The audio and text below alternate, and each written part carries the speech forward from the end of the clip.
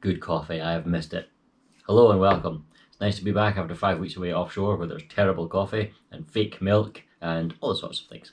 Now, today, or this video is an announcement video with various things going on. You can see here lots of parts, lots of stuff and things. But to get the biggest announcement over and done with, first of all, the name of the channel is changing. I've been running under RCing Around, although technically RCing Around HQ, since I started the channel, but I've been working against the YouTube algorithm, and it's sort of something I've always known in the back of my mind. I thought I could maybe push through it, but it doesn't seem to be happening. Basically, if you type RCing Around anywhere, it'll go, oh, did you mean racing around? And it'll correct it. Some devices physically won't search for RCing Around, it'll always give you racing around because it'll always correct the spelling. And that's, that's annoying, but that's not the end of the world. The problem is the algorithm doesn't promote videos forward that it doesn't quite understand what they're about, and it sees it as a misprint of racing, is what I believe. And I also found out that, at least I heard that the algorithm won't promote anything with a spelling mistake unless it's massive. So it's kind of been, I've been stuck around about 2,500, 2,600 subscribers for a long time, and it could be that my quality is terrible of the videos or whatever, and it could be that this is just me plateaued off. But the people who do watch this channel, the regulars, and I know who you are and thank you very much, seem to enjoy the channel and enjoy the videos and such. So I do hope the quality is at least a bit better than the view count and the subscriber count would suggest. So I'm going to try and change it up because I don't want to work against the algorithm anymore. The thing is, I liked the name RCing Around. I like the pun, the play on words, RCing Around. So I wanted something similar. So from now on, this channel is going to be called the RC Scotsman, because that still counts, that still works. RCing Around as a sort of brand is the wrong word, but RCing Around as a concept isn't going away completely, because I will rename the playlist for bashing and running videos will be renamed to RCing Around, so that will still be there, because I quite like it. But anyway, so the RC Scotsman from now on, and if Matthew was more involved, it might be maybe be called the RC Scotsmen, but he's never around, so whatever. Anyway, what do we have here? Well, you may remember my Team Corrali Triton was broken. Last time I was doing a video on it, hit a rock at a really funny landing and bust the front suspension. So I have the parts here to fix it. These are the official Corrali parts, and I also used RCbearings.co.uk to give me some new bearings for the hubs, because the bearings in standard hubs are knackered now, they're all gritty and horrible. This is the bumper, rear bumper of a Corrali Mammoth, which is the same truck as that, just with a longer wheelbase because it's got a lengthened chassis. The problem with the Triton is it doesn't have a wheelie bar, or rather, no, I'll explain that. It does have a wheelie bar, but it's at such a shallow angle that when you're brushless power, it hits it way too quickly. I mean, if it was up here somewhere, you could get a good angle, and then you could wheelie, but it's really low, so it just instantly hits it. And when you've got lots of power like mine, Castle Creations 4600 kV 2-cell, it'll just go poof, and it hits it, and it sends the truck into a tumble and all the rest of it. So I've gone for this. Might work. This is the rear bumper from a Mammoth, and I'm hoping it will just sort of scrape along the ground. Might not work, but we'll try it. Here we have stuff for the G-Made Komodo GSO2, the double cab Komodo. There's a truck here, I absolutely adore this truck, it's one of my very favourites. And I really like these wheels, I think they look really nice. However, these are the plastic beadlocks, the beadlocks from the GSO1 Komodo, and these wheels are just not up to the task of this truck with the weight I've added and the 3S power and this Holmes Hobby motor. It's just rounding off the hexes, and I've rounded off 2 or 3 wheels now. I just recently replaced that one because it rounded off as well. So I'm going to have to get, I didn't want to get alloy wheels because I want to try and keep the weight relatively low on this truck, because I know if you are going to have weight in a crawler, you have it low down and far out, so it's on each corner to stop it rolling over, get nice low center of gravity. But overall, you don't want a heavy truck, at least I don't want a heavy truck, some people do. So I didn't really want to get alloy wheels, but those plastic ones aren't up to the task. So I've got these ones, the AR08s, 4 of them of course, black beadlocks. These are alloy. Fair amount of weight to them. I was hoping they were going to be lighter than that, but they're not. I've got these hub covers as well to make them look like those. See how the the hex is hidden behind this cover, and it looks like a real hub, a real wheel. It's the same sort of thing, so the hex will be hidden in here. I've also got these. Now these are brass wheel hexes, 9mm. At the moment this is running 8mm hexes, which gives it a nice wide stance.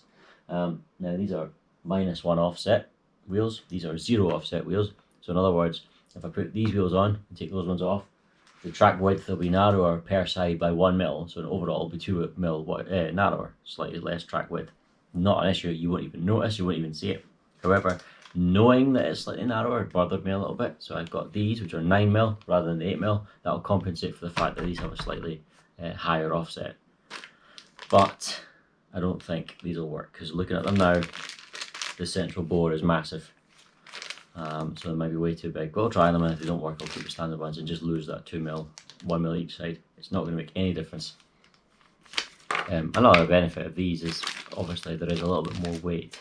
But the point is I wanted a small amount of rotational mass. I don't want a lot of rotational mass. So these combined with the plastic light wheels would have been fine. These combined with the alloys may be a bit too heavy anyway, so we'll see. Speaking of weight, this is the SSD link kit. It's actually for the SCX-10 but it can fit that as well because you've got the same wheelbase. And actually many of the parts on the GSO2 are very similar to the SCX-10 This is a really nice set because on this truck we have plastic links. Lower links are plastic, upper links are plastic, which are absolutely fine. They're really good for sliding off rocks because metal scarts up and actually grip rocks more, whereas plastic, even though it's all scarted, it'll still slide off, so there's a benefit there. But the plastic flexes a lot, and the more it flexes, the more it weakens, and overall, over time, those will get just a little bit dodgy. So what I've gone for this is a really nice kit because it has the lower links are stainless steel. So these ones here you can see are stainless steel and keep the weight very, very low. The upper links in this are actually titanium, so they don't weigh very much. So you get the strength of the metal, but you get the lower ones heavier, the top ones lighter, keeps the centre of gravity nice and low. So the fair few upgrades getting thrown at the Komodo because it's totally worth it. I absolutely adore this truck. Something that isn't worth it is the FTX Outlaw, which has just been a complete lemon from start to finish, but I'm determined to try and get something out of it that I enjoy, because some people really like them and some people's Outlaws seem to be really, really good, but mine just isn't. It hasn't been. One of the biggest problems with Outlaw, it rolls over all the time.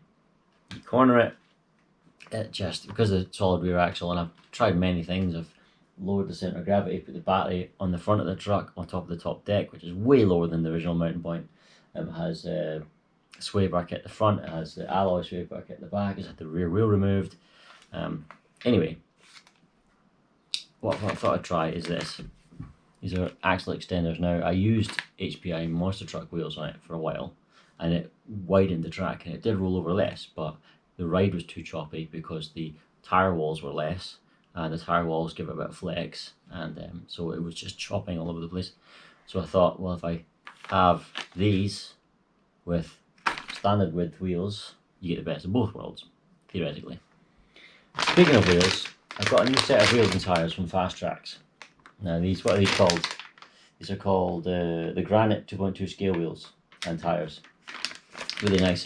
The reason I went for these is the FTX wheels and tyre, not just for the Outlaw, but most FTX trucks have got really, really, really poor quality foams.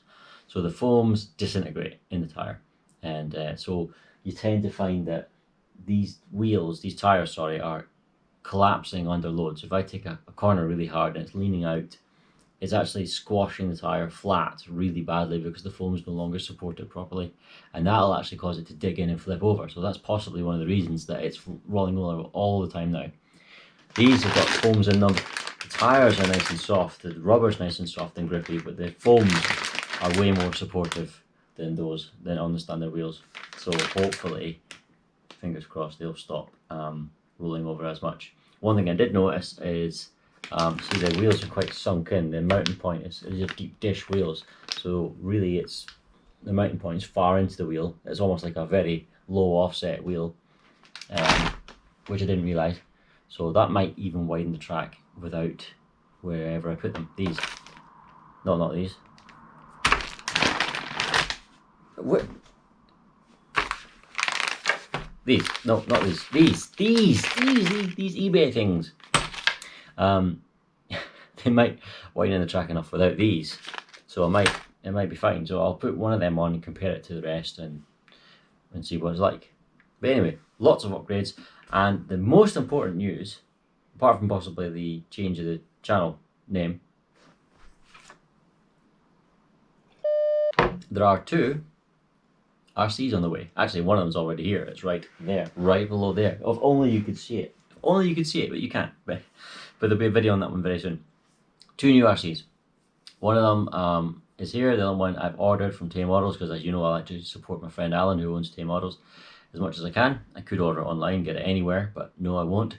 Unfortunately, his supplier for this particular truck has been victim to a cyber attack, and they're holding the website to ransom. So hopefully they don't pay those scumbags, because if you are a hacker and you hold websites to ransom, you are a scumbag. So hopefully they don't pay these scumbags, and they just manage to overcome it with cybersecurity or whatever. Because if you pay them, what will happen is they'll just do the same next time and up the price. So in the meantime, I don't know when the new truck will arrive, but I'm really excited about this one that's coming. I'm probably more than I have for a long time. It just looks like so much fun. So can't wait to see that, and I can't wait to show you guys. Anyway, thank you very much for watching. Take care of yourselves, and there'll be more videos incoming under the name The RC Scotsman. Take care. See you later.